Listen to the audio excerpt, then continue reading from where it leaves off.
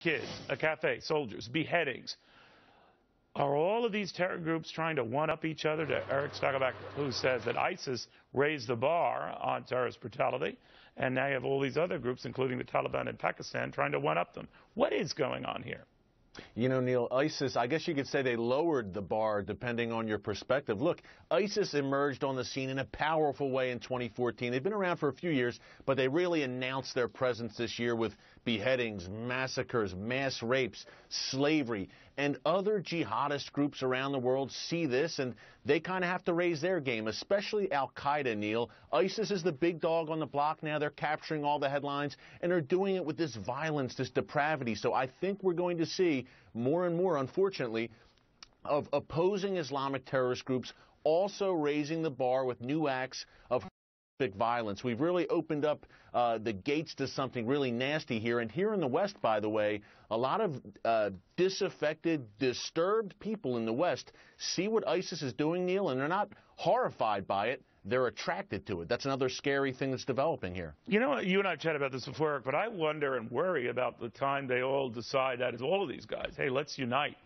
and let's join forces here.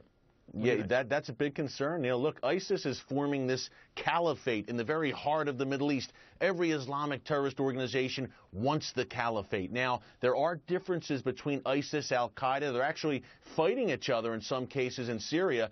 But at the end of the day, strength breeds attraction. And ISIS is very strong. It's very successful. So as we go forward in 2015, we could see more and more terrorist groups line up behind ISIS. Al-Qaeda might be tough to reel in. They have a lot of pride. They're long established. But other groups may get on board with ISIS without a doubt. They all have the same goal. It's that caliphate and global domination. You know, I'm not sharing views on torture. It just seems odd to me, just when, you know, the Taliban takes out 140 kids at a school, and then what we saw it develop in Australia, that we're almost fixated on the wrong things and forgetting what torture was, or whatever you want to call it, was born of. People ramming planes into buildings, and to this day doing awful things like cutting off people's heads. But as someone who analyzes this stuff, do you ever think it's like, this is weird, it's an upside down world?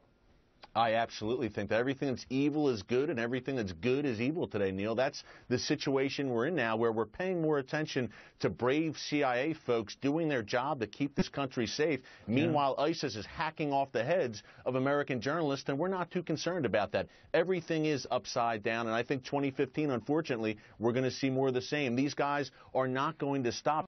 They must be confronted, or they're going to keep pushing forward. Eric, thank you very, very much.